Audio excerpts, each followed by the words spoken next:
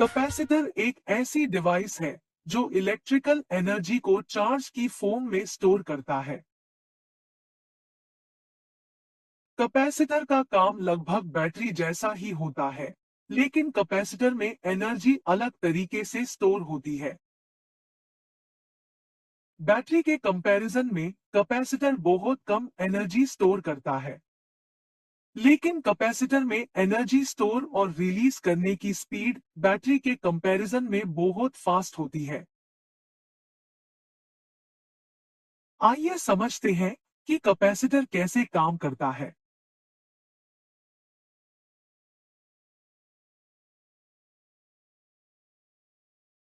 Capacitor में दो metallic plate को एक इंसुलेटिंग मीडियम से सेपरेट रखा जाता है।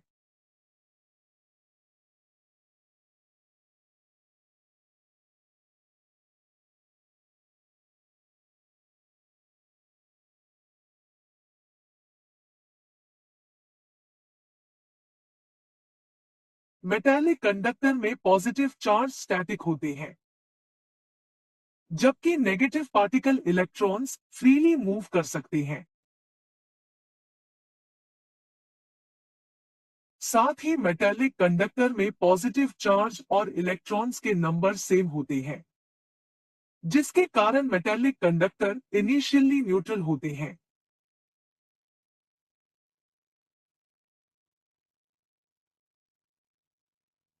अब अगर हम मेटालिक कंडक्टर में एक्स्ट्रा इलेक्ट्रॉन्स पुश करने के लिए फोर्स अप्लाई करें, तो हम पाते हैं कि ऐसा कर पाना पॉसिबल नहीं है।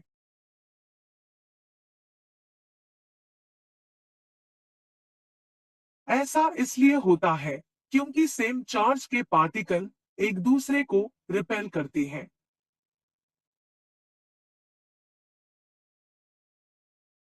जब भी कोई एक्स्ट्रा इलेक्ट्रॉन मेटल प्लेट में एंटर करने की कोशिश करता है, तो उस मेटल प्लेट के इलेक्ट्रॉन्स उसे रिपेल करते हैं और इसीलिए एक्सटर्नल फोर्स अप्लाई करने के बावजूद मेटल प्लेट इलेक्ट्रिकली न्यूट्रल ही रहते हैं।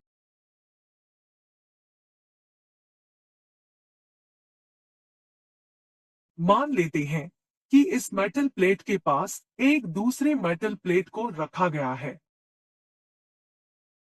जब इलेक्ट्रॉन्स फर्स्ट मेटल प्लेट में एंटर करते हैं, तो दूसरे मेटल प्लेट के इलेक्ट्रॉन्स रिपेल होने लगते हैं और मेटल प्लेट से बाहर आने लगते हैं।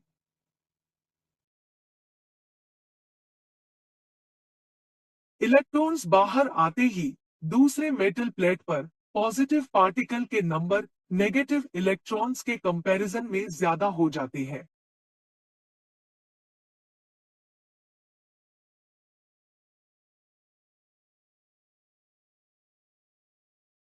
और ये positive particle first metal plate के इलेक्ट्रॉन्स को अट्रैक्ट करने लगते हैं।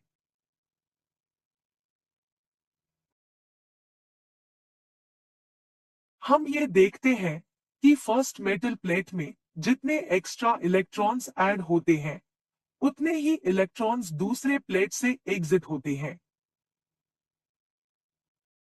हम देख सकते हैं कि फर्स्ट मेटल प्लेट पे नेट नेगेटिव चार्ज क्रिएट होता है, वहीं दूसरी ओर इक्वल और ऑपोजिट चार्ज क्रिएट होता है।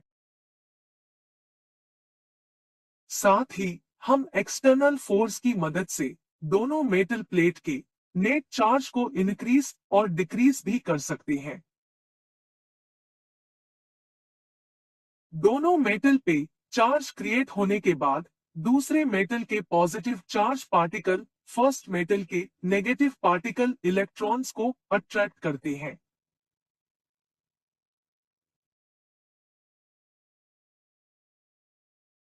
अगर हम एक्सटर्नल फोर्स फर्स्ट मेटल से रिमूव कर दे, तो हम देखते हैं कि मेटल के इलेक्ट्रॉन्स एक दूसरे को रिपेल करने लगते हैं और एक्स्ट्रा इलेक्ट्रॉन्स मेटल से बाहर आ जाते हैं।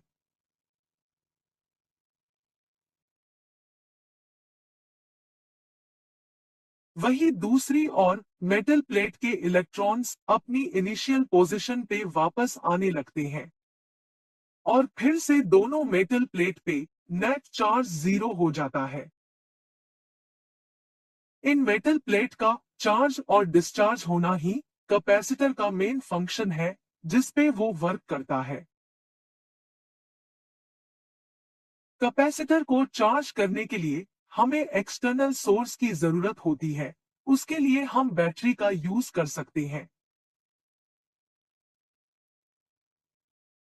एनिमेशन में हम देखते हैं कि जैसे ही हम कैपेसिटर को बैटरी से कनेक्ट करते हैं, वैसे ही कैपेसिटर के एक मेटल के इलेक्ट्रॉन्स वायर के थ्रू कैपेसिटर के दूसरे मेटल पे ट्रांसफर होने लगते हैं। इस प्रोसेस को हम चार्जिंग कहते हैं और इस कंडीशन में बैटरी और कैपेसिटर का पोटेंशियल सेम होता है। बैटरी रिमूव करने पर मेटल के एक्स्ट्रा इलेक्ट्रॉन्स मूव नहीं करते। ऐसा इसलिए क्योंकि दोनों मेटल प्लेट के बीच इंसुलेटिंग मीडियम होता है। अब अगर हम कैपेसिटर को वायर के थ्रू एक बल्ब से कनेक्ट करें, तो हम देखते हैं कि कैपेसिटर के एक टर्मिनल से इलेक्ट्रॉन्स दूसरे टर्मिनल पे ट्रांसफर होने लगते हैं। सर्किट में इलेक्ट्रॉन्स फ्लो होने से करंट बनता है और बल्ब से लाइट एमिट होने लगती है।